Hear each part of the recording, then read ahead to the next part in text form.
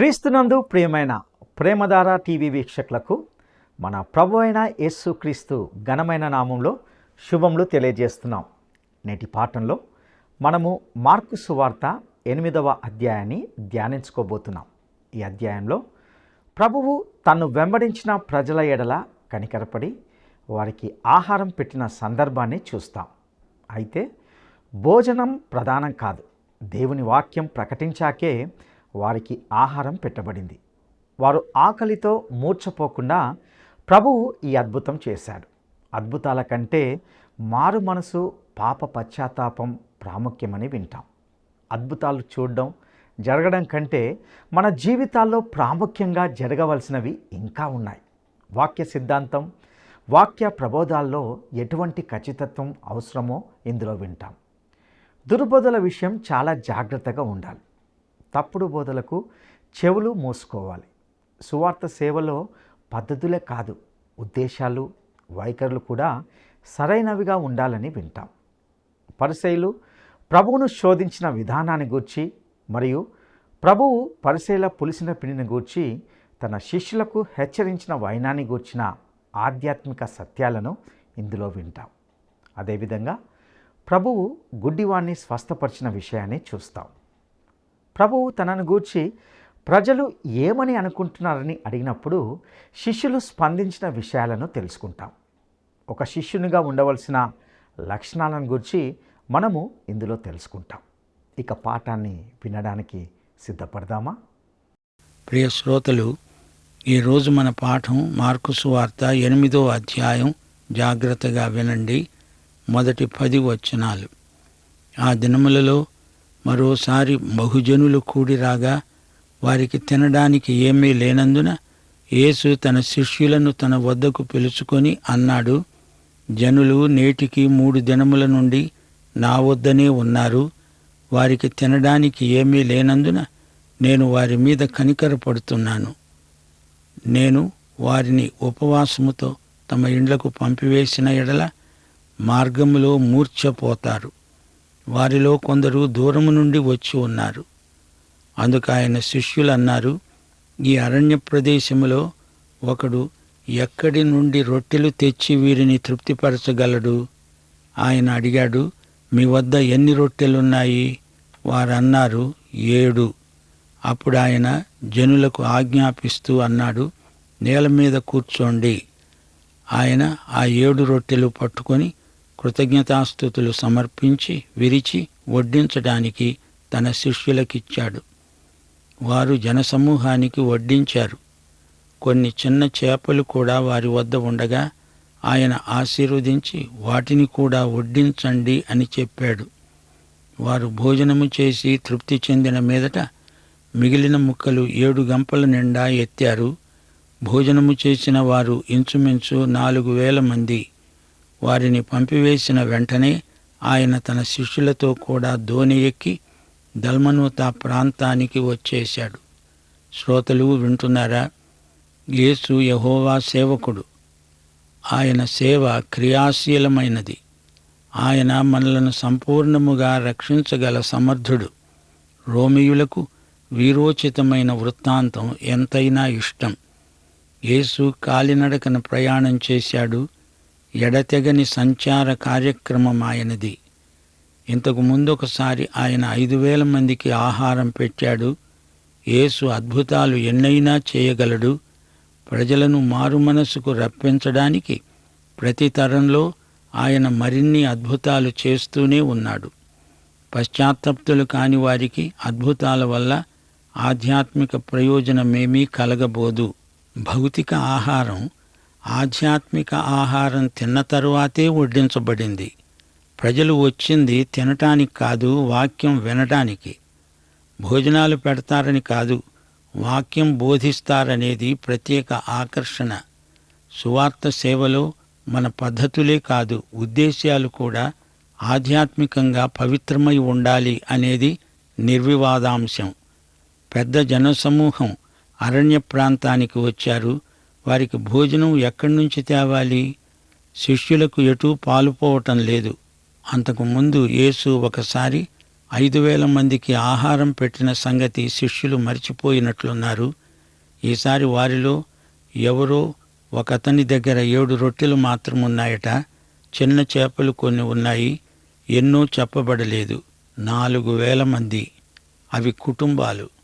ఒక్కొక్క కుటుంబానికి 3 చొప్పున లెక్కించినా మొత్తం 12,000 మంది అవుతారు. గొప్ప అద్భుతమిది. యేసు అక్కడి నుండి పడమటి దిశగా దల్మనూతాకు ప్రయాణమై వెళ్ళాడు. కొందరు ఆయనను వెంటాడుతున్నారు. వీరు వేట కుక్కలు. యేసునందు ఏ లోపం దొరుకుతుందా అని వెతకటమే వారి పని. 11 నుండి 13వ వచనం వరకు అంతట పరిసయ్యులు వచ్చి ఆయనను శోధిస్తూ తర్కిస్తూ అన్నారు, ఆకాశము నుండి ఒక సూచక క్రియను చూపు. ఆయన ఆత్మయందు పెద్ద నిట్టూర్పు విడిచి అన్నాడు, ఈ తరము వారు ఎందుకు సూచక క్రియను అడుగుతున్నారు? ఈ తరానికి ఏ సూచక క్రియ అనుగ్రహించబడదని నిశ్చయముగా మీతో చెబుతున్నాను. ఆయన వారిని విడిచి మరల దోణి ఎక్కి అద్దరికి వెళ్ళాడు. వారు తినడానికి రొట్టెలు తెచ్చుకోవడం మరిచిపోయారు. దోణిలో వారి వద్ద ఒక్క రొట్టె తప్ప మరేమీ లేదు.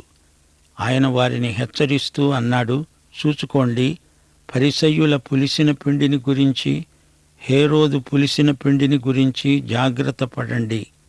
వారు తమలో తాము ఆలోచించుకున్నారు, మన వద్ద రొట్టెలు లేవే.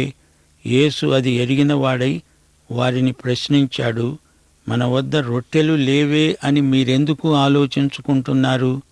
మీరింకా గ్రహించలేదా? మీరు కఠిన హృదయము గలవారై ఉన్నారా? మీరు కన్నులుండి చూడరా? చెవులుండి వినరా? జ్ఞాపకం చేసుకోరా? నేను ఆ 5,000 మందికి 5 రొట్టెలు విరిచి పంచిపెట్టినప్పుడు మీరు ముక్కలు ఎన్ని గంపల నిండా ఎత్తారు? వారు 12 గంపలు అన్నారు. ఆ 4,000 మందికి 7 రొట్టెలు నేను విరిచి పంచిపెట్టినప్పుడు ముక్కలు ఎన్ని గంపల నిండా ఎత్తారు అని అడిగితే వారు 7 అన్నారు. అందుకు ఆయన అన్నాడు, మీరింకా గ్రహించకుండానే ఉన్నారా? శ్రోతలు వింటున్నారా? పులిసిన పిండి అంటే బైబిల్ అర్థం చెడుగు, తప్పుడు బోధ. పులిసిన పిండిని సువార్తకు ఎన్నడూ పోల్చకూడదు. మత్తయి సువార్త 13వ అధ్యాయం 33వ వచనంలో ఒక స్త్రీ 3 కుంచాల పిండిలో కొంచెం పులిపిండి కలిపింది, ముద్దంతా పులిపెక్కింది.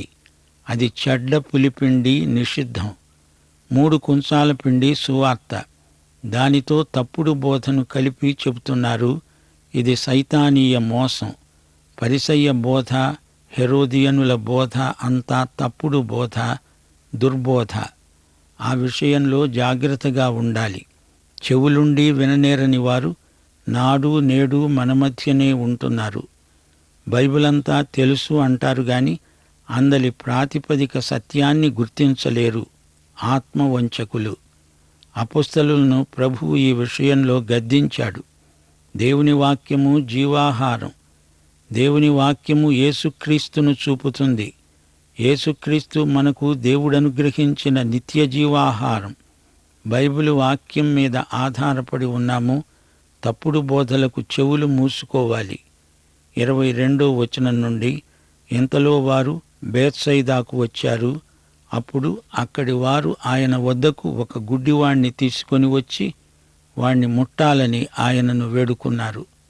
ఆయన ఆ గుడ్డివాని చెయ్యి పట్టుకొని ఊరి వెలుపలికి తీసుకొని పోయి వాని కన్నుల మీద ఉమ్మివేసి వాని మీద చేతులుంచి, నీకేమైనా కనపడుతోందా అని ప్రశ్నించాడు. వాడు కన్నులెత్తి అన్నాడు, మనుష్యులు నాకు కనపడుతున్నారు. వారు చెట్ల వలె ఉండి నడుస్తున్నట్లుగా నాకు కనపడుతోంది. అంతటా ఆయన మరలా తన చేతులు వాని మీద ఉంచగా వాడు తేరిచూచి కుదర్చబడి సమస్తము తేటగా చూడగలిగాడు. అప్పుడు యేసు అన్నాడు, నీవు ఊరిలోనికి వెళ్ళవద్దు. ఈ మాట చెప్పి వానిని ఇంటికి పంపేశాడు. శ్రోతలు వింటున్నారా? మత్తయి సువార్త 11వ అధ్యాయం 21వ వచనంలో ప్రభు బేత్సయిదా మీద తీర్పు ప్రకటించాడు. అయ్యో బేత్సయిదా, నీకు శ్రమ, తీర్పు అన్నాడు. ఇక్కడ ప్రభువు గుడ్డివాని పట్ల చేసిన అద్భుతం విచిత్రంగా ఉంది. ప్రభువు గుడ్డివాణ్ణి 2 సార్లు ఎందుకు ముట్టవలసి వచ్చింది? గుడ్డితనం అంటే అది ఎలాంటిది? లోకంలోని మనుషులందరూ ఆధ్యాత్మికంగా గుడ్డివారే, గాని ప్రభువు కండ్లు తెరిస్తే చూడగలం. నేను ఒకప్పుడు గుడ్డివాణ్ణి, గాని ఇప్పుడు చూడగలుగుతున్నాను అంటూ యోహాను సువార్త 9వ అధ్యాయంలో కండ్లొచ్చిన గుడ్డివాడు చక్కని సాక్ష్యమిచ్చాడు. ఈ గుడ్డివానికి మొదటిసారి పూర్తిగా చూపు రాలేదు. పాక్షికమైన చూపు గలవారు మనలో ఎందరో ఉన్నారు. 1 కొరింథీ 13వ అధ్యాయం 12వ వచనంలో పౌలు ఇదే మాట అంటున్నాడు. ఇప్పుడు అద్దములో చూచినట్లు సూచనగా చూస్తున్నాము, అప్పుడు ముఖాముఖిగా చూస్తాము. ఇప్పుడు కొంతమట్టుకే ఎరిగి ఉన్నాము, అప్పుడు పూర్తిగా ఎరుగబడిన ప్రకారము పూర్తిగా ఎరుగుదుము. ఈ లోకంలో మనము చూడగలిగింది మనకు అద్దంలో చూచినట్లే. తమకు తెలిసిన దానికంటే ఎక్కువ తెలుసును అనుకుంటే అది మరీ ఘోరం. ఎవడు గొప్ప జ్ఞాని? తనకేమీ తెలియదు, తెలుసుకోవలసింది ఎంతో ఉంది అని తెలిసినవాడే జ్ఞాని, లేకపోతే అతడే అజ్ఞాని. ప్రభువు ఎదట మనం నిలిచినప్పుడు ఆయన మనల్ని ఎరిగినంతగా మనము ఎరిగిన వారమవుతాము. పూర్తిగా చూపు వచ్చిన వారు ధన్యులు. సమగ్రమైన కంటి చూపు ఆయన ఎదుట ముఖాముఖిగా మనం నిలిచినప్పుడే వస్తుంది. ఆయన మనకు రెండో స్పర్శ అనుగ్రహిస్తాడు. అప్పుడు ఎన్నెన్నో సంగతులు మనం చూడగలుగుతాము. యేసు మొదట గుడ్డివాణ్ణి తాకాడు, ముట్టాడు. యేసు స్పర్శ గుడ్డివానికి ఒక గొప్ప అనుభవం. బర్తిమియకు స్వస్థత వచ్చినప్పుడు ప్రభువు అతన్ని ముట్టనే లేదు. దూరం నుంచే ప్రభువు ఒక్క మాట అనగానే అతనికి కండ్లు వచ్చాయి. యోహాను సువార్త 9వ అధ్యాయంలో ప్రభువు ఒకణ్ణి సీలోయము కోనేటిలో కడుక్కోవలసిందని చెప్పాడు. ఏ పద్ధతిలో ప్రభువు నిన్ను స్వస్థపరిచినా నీకు ప్రభువు ముఖ్యం. అలాగే ప్రభువుకు నీవు ముఖ్యం. ఆయనకు నీవు, నీకు ఆయన కావాలి. 27వ వచనం. యేసు తన శిష్యులతో ఫిలిప్పుదైన కైసరయ్యలో చేరిన గ్రామానికి బయలుదేరాడు. మార్గంలో ఉండగా నేను ఎవడనని జనులు చెప్పుకుంటున్నారు అని తన శిష్యులను అడిగాడు. అందుకు వారన్నారు, కొందరు బాప్తిసమిచ్చే యోహాను అని, కొందరు ఏలియా అని, మరికొందరేమో ప్రవక్తలలో ఒకడని చెప్పుకుంటున్నారు. అందుకు ఆయన ప్రశ్నించాడు, మీరైతే నేను ఎవరినని చెప్పుకుంటున్నారు? పేతురన్నాడు, నీవు క్రీస్తువు. తనను గూర్చిన ఈ సంగతి ఎవరితోనూ చెప్పవద్దని ఆయన వారికి ఖండితంగా చెప్పాడు. ఆయన ఇంకా అన్నాడు, మనుష్య కుమారుడు అనేక హింసలు పొంది పెద్దల చేత శాస్త్రుల చేత ఉపేక్షించబడి చంపబడి 3 దినములైన తరువాత లేవటము అగత్యము అని వారికి బోధించసాగాడు. ఆయన ఇదే మాట బహిరంగంగా చెప్పాడు. పేతురు ఆయన చెయ్యి పట్టుకొని ఆయనను గద్దించసాగాడు. అందుకాయన తన శిష్యుల వైపు తిరిగి వారిని చూచి పేతురును గద్దిస్తూ అన్నాడు, సైతానా, నా వెనక్కు పో. నీవు మనుషుల సంగతులను మనస్కరిస్తున్నావు గాని దేవుని సంగతులను మనస్కరించకున్నావు. ప్రియ శ్రోతలు, వింటున్నారా? క్రీస్తును గురించి మీరేమనుకుంటున్నారు? మీరు అనుకున్న దాన్ని బట్టే ఫలితం ఉంటుంది.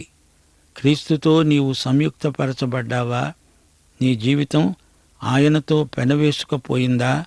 ఆయనతో నీవు, నీతో ఆయన, ఆయనలో నీవు, నీలో ఆయన ఉన్నారా? క్రీస్తుతో సరైన సంబంధ సహవాసాలు అనుభవిస్తున్నారా? ఈ విషయం ముందు తేల్చుకోండి. కైసరయ్య అనే పట్టణాలు 3 ఉన్నాయి. గలిలయ సముద్రానికి తూర్పు దిశగా కైసరయ్య ఫిలిప్పి ఉంది. అనగా యేసు ఉత్తరం నుండి కైసరయ్య ఫిలిప్పి మీదుగా యెరూషలేముకు అభిముఖంగా వెడుతున్నాడు. ఆయన శిలువ దిక్కుకు కదలి వెళుతున్నాడు. యేసెవరు అనే ప్రశ్నకు పలు రకాల జవాబులు వస్తున్నాయి. భిన్నాభిప్రాయాలున్నాయి. తలా ఒక మాట అంటున్నారు, కాని ఏ ఒక్కడూ యేసెవరో సరిగ్గా గ్రహించలేదు. పోని శిష్యులారా, మీరు నా గురించి ఏమనుకుంటున్నారు అని ప్రభువు ప్రశ్నించాడు. దానికి పేతురు వెంటనే జవాబు చెప్పాడు, నీవు క్రీస్తువు. ఇంకా 6 నెలల్లో ఆయన శిలువ మీదికి ఎత్తబడతాడనగా ఇది జరిగింది. పేతురు శిష్యబృందమంతటి పక్షంగా మాట్లాడుతున్నాడు. యేసే క్రీస్తు అని స్పష్టంగా చెప్పాడు. క్రీస్తు అనేది పేరు కాదు, ఆయన పేరు యేసు. క్రీస్తు అనేది బిరుదం. మెస్సియా హీబ్రూ మాట, అభిషిక్తుడు అని అర్థం. మీకా గ్రంథం 5వ అధ్యాయం 2వ వచనం, యెషయా 7వ అధ్యాయం 14వ వచనం, కీర్తనలు 2వ వచనం, 45వ కీర్తన 6, 7 వచనాలు, మలాకి 3వ అధ్యాయం 1వ వచనం. ఈ వచనాలన్నీ ఇదే మాట పలుకుతున్నాయి. యేసే క్రీస్తు, మెస్సియా. యేసు దేవుణ్ణి బయలుపరచడానికి, ప్రత్యక్షం చేయడానికి ఈ లోకానికి వచ్చాడు. ఈ మాట ఎవరితోనూ చెప్పవద్దు అని ప్రభువు ఖండితంగా ఆజ్ఞాపించాడు. ఎందుకని? సువార్త కథ పూర్తి అయ్యే వరకు ఈ మాట బహిరంగం కాకూడదు. పేతురుకు యేసు శ్రమపడతాడంటే ఆ తలంపే ఇష్టం కాదు. అనకూడని మాట అనేశాడు. సిలువ నీకు వద్దు ప్రభువా అంటాడేమిటి? సైతానా వెనక్కుపో అని ప్రభువు పేతురును గద్దించాడు. సైతాను మాట పేతురు పలికాడు. సైతానుకు యేసు చనిపోవడం ఇష్టం లేదు. యేసు మరణమే లేకపోతే ఆయన వచ్చిన పనే వృధా అయిపోతుంది. 34వ వచనం.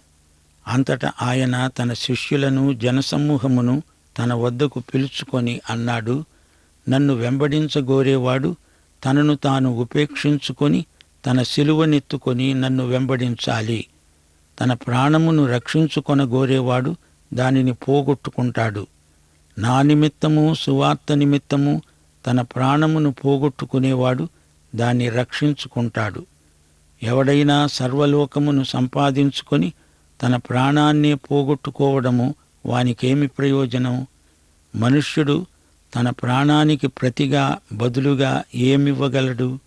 వ్యభిచారము, పాపము చేసే ఈ తరం వారిలో నన్ను గూర్చి, నా మాటలను గూర్చి సిగ్గుపడేవాడెవడో వానిని గూర్చి మనుష్య కుమారుడు తన తండ్రి మహిమగలవాడై పరిశుద్ధ దూతలతో కూడా వచ్చేటప్పుడు సిగ్గుపడతాడు. శిష్యత్వానికి, సాక్ష్యానికి మనం గొప్ప వెల చెల్లించాలి. యేసు యొక్క విమోచన క్రియయందు మాత్రమే ఆయన ఎవరో మనకు తెలుస్తుంది. ప్రభు, నీవే క్రీస్తువు అని పేతురు సాక్ష్యమిచ్చాడు.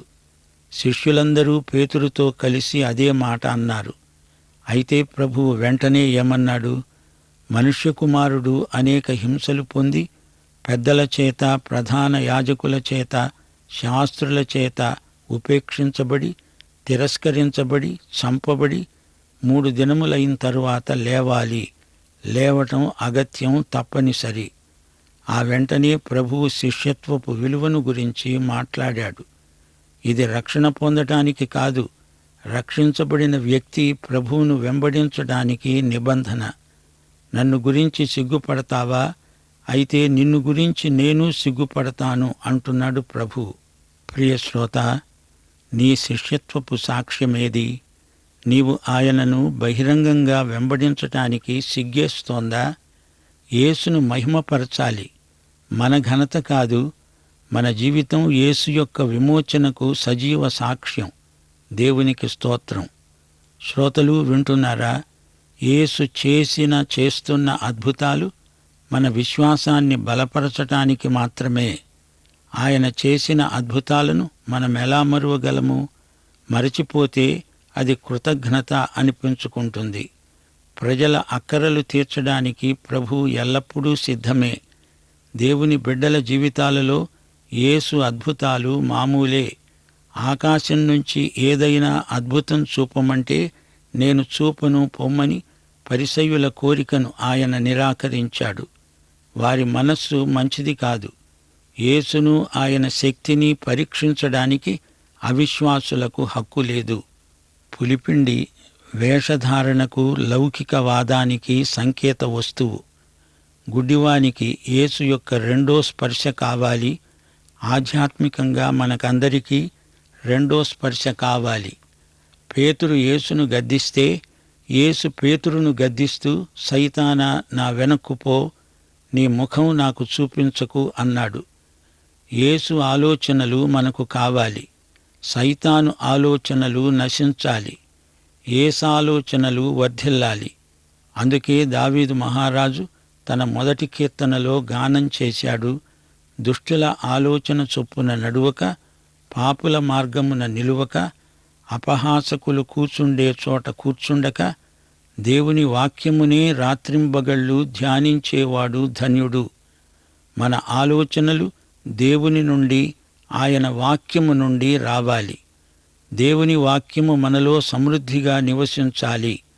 పాఠం ఇంతటితో సమాప్తం. మన ప్రభువైన యేసుక్రీస్తు వారి కృప, తండ్రి అయిన దేవుని దివ్య ప్రేమ, పరిశుద్ధాత్మ నిత్య సహవాసము మనకు తోడై ఉండునుగాక. ఆమెన్. ప్రియులరా, ఇంతవరకు విన్నటువంటి సందేశాలు మీకు ఆశీర్వాదకరంగా ఉన్నాయని భావిస్తున్నాం. ప్రభువు ప్రజల ఎడల కనికరపడే దేవుడని, వారి అక్కర్లను తీరుస్తాడని ఇందులో తెలుసుకున్నాం. పరిసయ్యులు వచ్చి ప్రభువును శోధిస్తూ ఆయన్ని సూచక్రియ అడిగారు. అయితే వారికి ఏ సూచక్రియ చేయబడదని ప్రభువు ఖండితంగా చెప్పాడు. ముఖ్యంగా వారిని ఉద్దేశించి పులిపిండి ఉపమాన వివరణ గురించి ఈ సందేశంలో విన్నాం. పులిసిన పిండి అనేది తప్పుడు బోధలకు గుర్తుగా ఉంటున్నది. జీవవాక్యం మన ఆత్మకు ఆహారం. తప్పుడు బోధకు చెవులు మూసుకోవాలి. అదేవిధంగా మనుషుల సంగతులను మనస్కరించిన కారణంపై ప్రభువు పేతురును గద్దించాడు. యేసే క్రీస్తని, మెస్సియా అనే రుజువులు ఈ సందేశంలో చూస్తాం. తన్ను గూర్చి, తన మాటలను గూర్చి సిగ్గుపడే వారిని గూర్చి ప్రభువు తన మహిమతో వచ్చినప్పుడు ఆయన కూడా సిగ్గుపడతాడు. యేసును గణపరచడం గూర్చి ఇందులో విన్నాం. ముఖ్యంగా ఈ అధ్యాయం చివరిలో ఒక శిష్యునిగా ఉండవలసిన లక్షణాలను గురించి ఎంతో వివరంగా తెలుసుకున్నాం. ప్రభువును వెంబడించే శిష్యునిగా మనము తప్పకుండా గొప్ప వెలను చెల్లించాలి. ప్రియ సహోదరుడా, సహోదరి, ప్రభువు కొరకు నీ జీవితంలో విలువైన దానిని కోల్పోవడానికి సిద్ధంగా ఉన్నావా? నమ్మకమైన శిష్యునిగా ఉండడానికి సర్వశక్తిమంతుడైన దేవుడు మీకు తోడై ఉండి నడిపించునుగాక. దైవాశీస్సులు.